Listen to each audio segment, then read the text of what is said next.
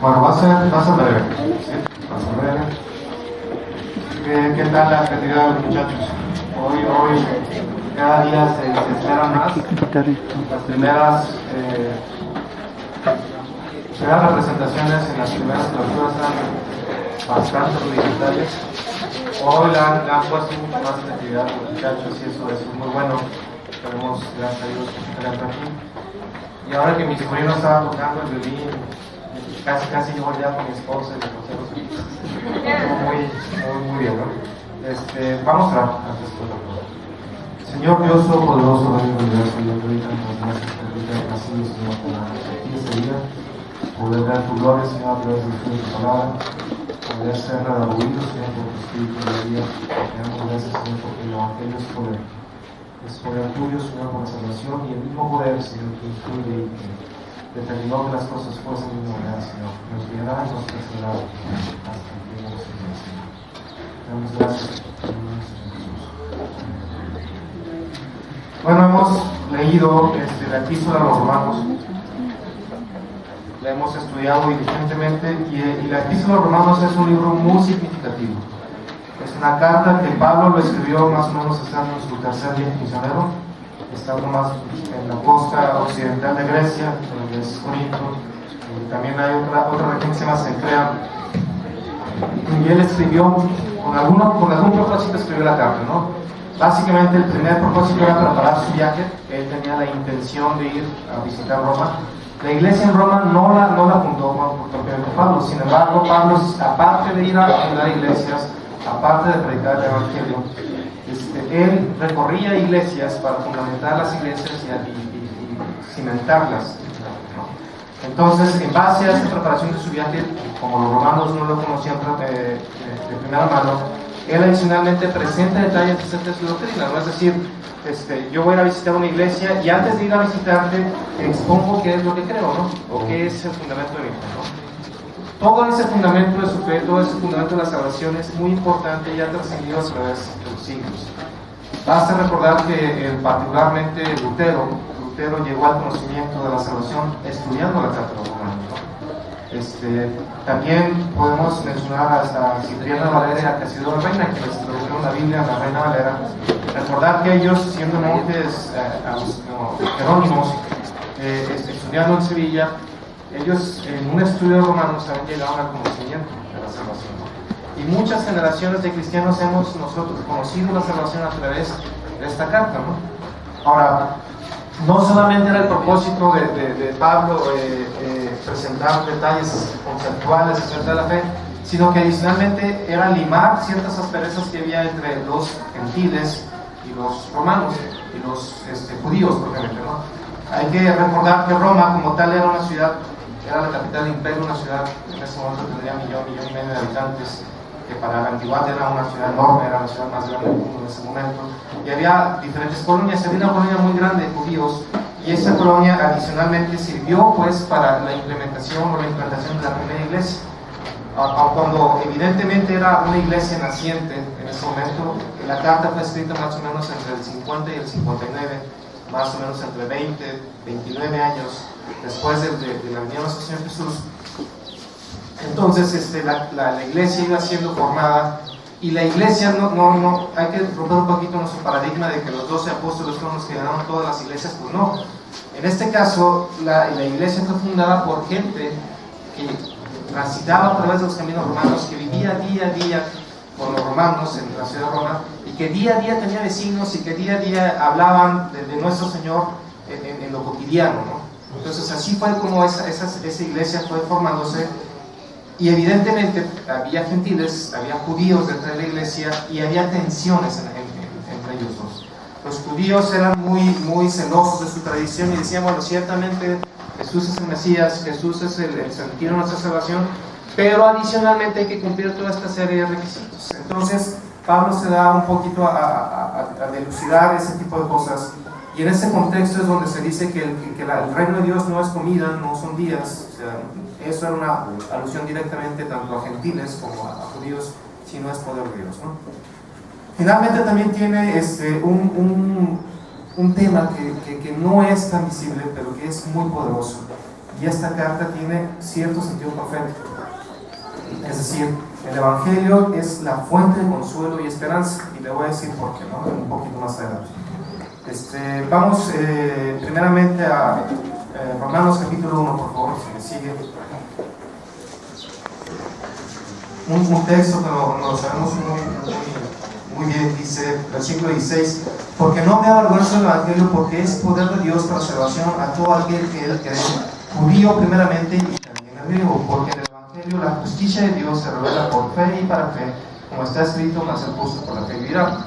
Pablo comienza diciendo que el Evangelio es poder, y el poder del Evangelio está en la persona que nosotros predicamos, que es nuestro Señor Jesús, ¿no? El Evangelio como tal es Dios, es la buena noticia de Dios, y el poder del Evangelio significa que propiamente el poder que obró en la venida de nuestro Señor Jesucristo, que obró en permitir la muerte de nuestro Señor, y que adicionalmente lo levantó de los muertos, ese mismo poder, esa misma omnipotencia, es la que obra a través del Evangelio.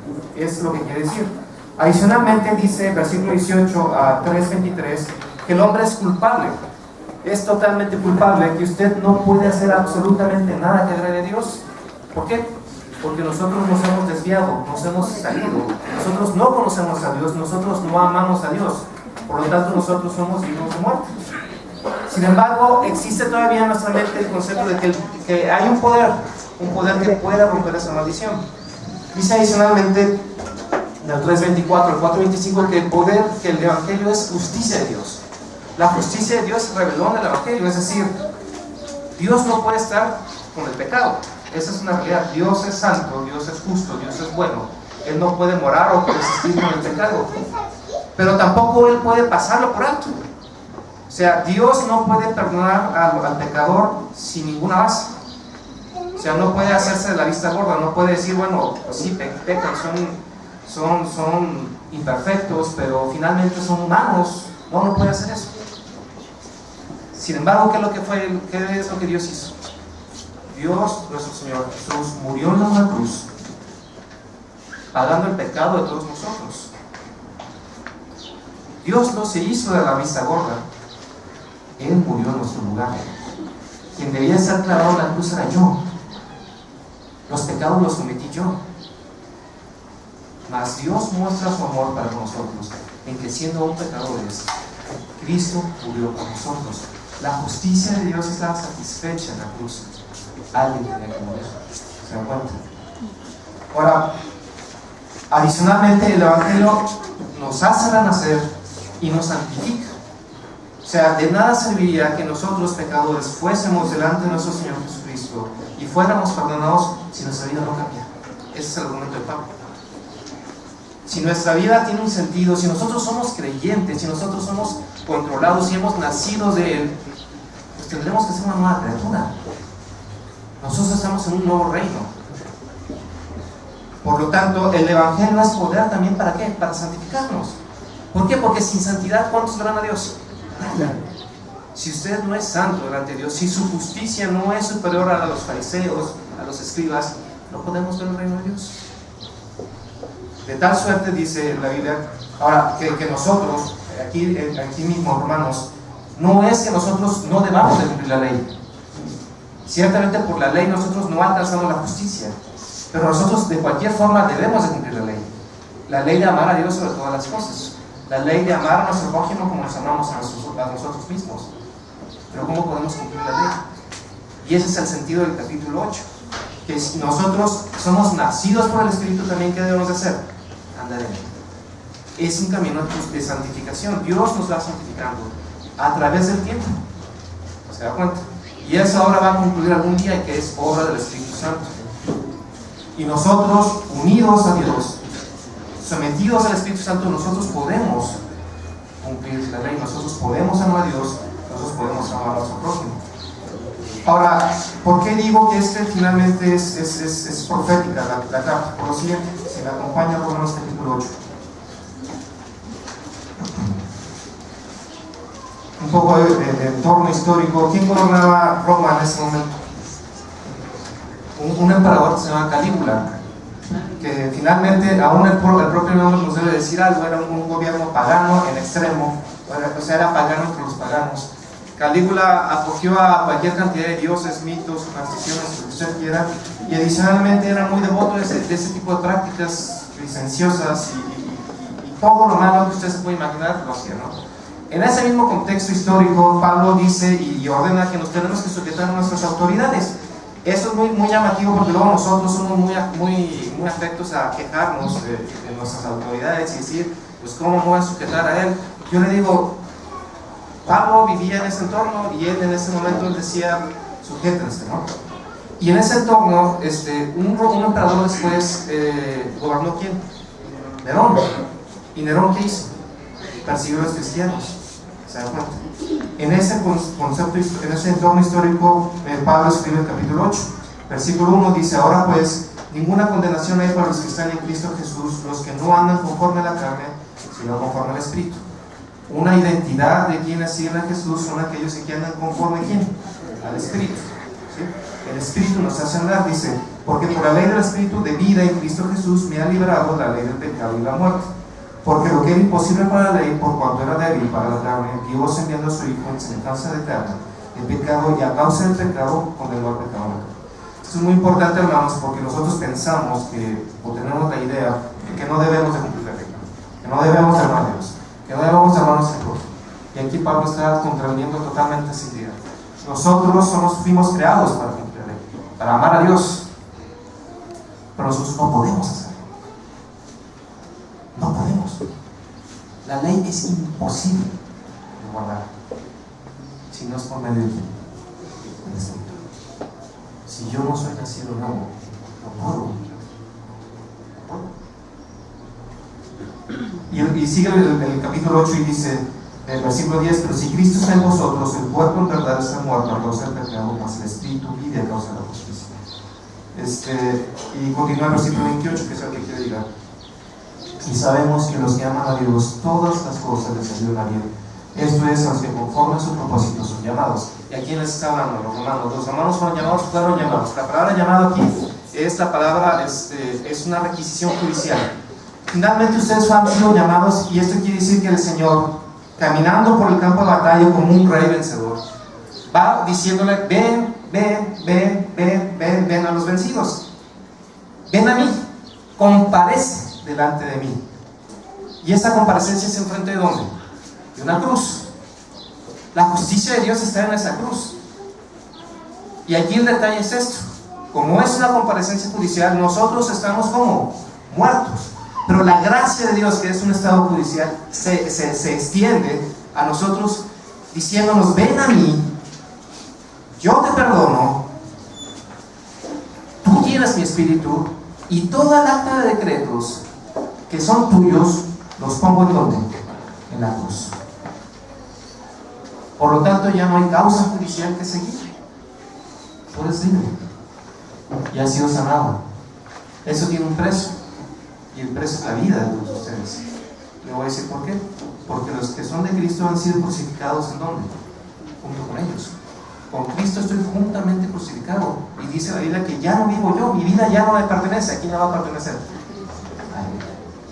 ¿Se dan cuenta? En ese entorno dice que porque a los que antes conoció también los predestinó para que fuesen hechos conforme a la imagen de su Hijo, para que Él sea el primogénito entre cuántos hermanos, entre muchos. Y a los que predestinó a estos también llamó, y a los que llamó a estos también justificó, y a los que justificó a estos también glorificó. ¿A quiénes está hablando? Los romanos. Ustedes han sido llamados, ustedes han comparecido, ustedes han sido justificados, ustedes son hijos de Dios. Y dice: ¿qué pues diremos a esto? Si Dios es por nosotros, ¿quién contra nosotros? Ahora, qué declaración tan extraña, dado que en ese momento había paz, la paz romana, en Roma.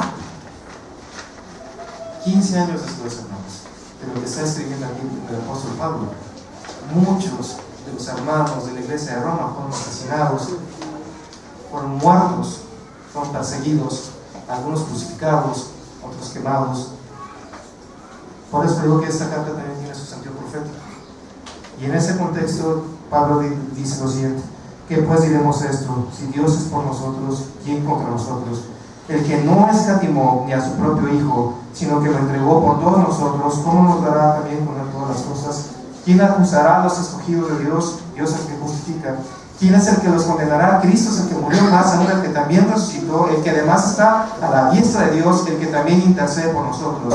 ¿Quién nos podrá separar del amor de Dios? Nadie. Y esas palabras retumbaban en los oídos de los cristianos romanos, muchos de ellos cuando estaban siendo martirizados. ¿Quién nos podrá separar del amor de Dios?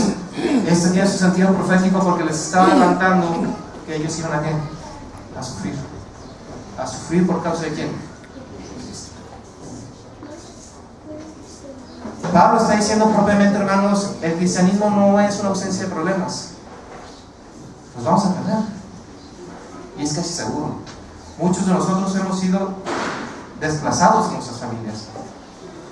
Hemos perdido familia. Hemos perdido trabajo en algunos casos. Oportunidades de trabajo. Hemos sido objeto de burla. Muchos de nosotros hemos sido golpeados por el evangelio.